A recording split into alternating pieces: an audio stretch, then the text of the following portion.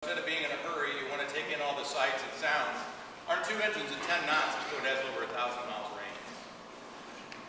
So you can travel for a week, 2 weeks in the islands. Come back to Old Bahama Bay, travel again at 25 knots, coming back across the stream. I think the variety that we offer now with the multi-pod, operationally with multi-pods, gives the cruiser an opportunity to have range that you would typically have. We're starting to approach some trawlers, and yet still have the motor yacht, so-called motor yacht speed. And the ability, obviously, to have comfort to know that if one of the pods or one of the engines or drives or whatever, if you were to have an issue with it, that you can still go home on 2 or you can still go home on 1. Most of us, quality of time is important. We can't afford in our busy schedules to be able to take 1 day or plan in a year, plan a week's trip, and have 1 or 2 days falter because you have an engine go down. With this boat, that's no problem. You just continue on your cruising. We're able to attain close to 20 knots on 2 engines. Hopefully we'll be able to do that. 18 knots is where we're at right now. With some slight modifications, we believe that 18 knot range is still something that you can continue on your trip and get to a safe harborage to where you can have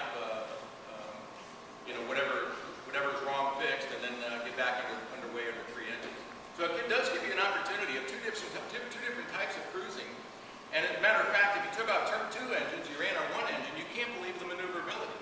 The boat handles extremely well. The most impressive thing is people, as you will notice, it doesn't have a bow thruster. And people are going to say you'll never dock a 76-foot boat without a bow thruster. It's impossible. I've owned this, I've owned Granddad, whatever it is in this brand, you can't do it. Let me tell you, you can do it. The way that these drives are set up, this boat can go sideways in 20 knots of wind and a knot and a half of current. It is absolutely unbelievable, the amount of horsepower that Zeus has been able to put into the drives for maneuverability. So from a standpoint of docking, we've created a product that most of you know that's probably one of the most critical things for an owner to be able to come into a marina with his wife and be able to dock the boat shorthanded. So that type of capabilities, coupled with the concept that we've been able to create and having the stabilizers and the drives actually work together. And this is technology that has proven itself and is something that we will again have introduced in this model, and it makes for comfort.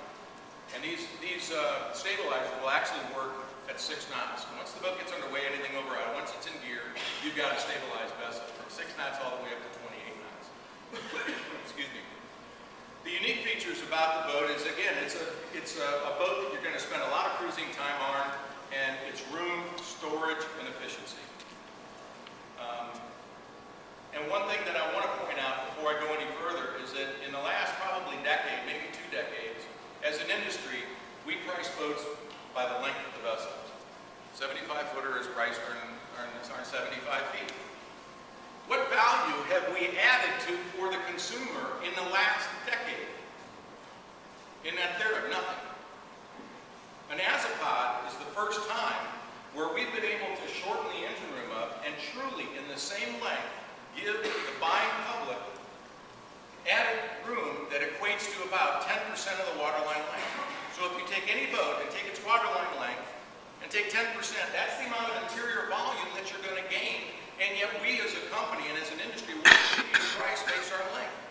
That's value added to the consumer.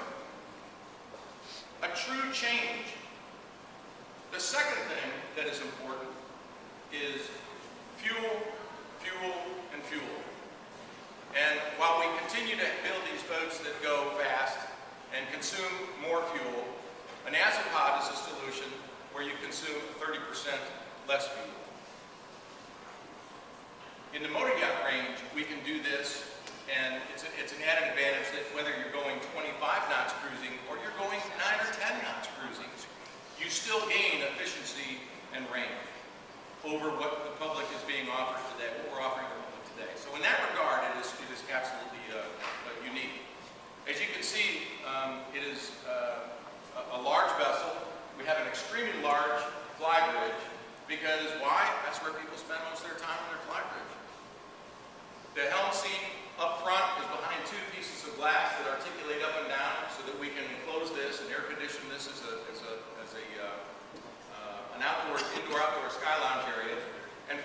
seating, settee seating group, much like you would see in a mega yacht in front of the master stateroom. They can generally have this lounge area. We've got a huge pit group up here so people can sit up there when you're cruising. Extremely large settees, duplicate settees on either side.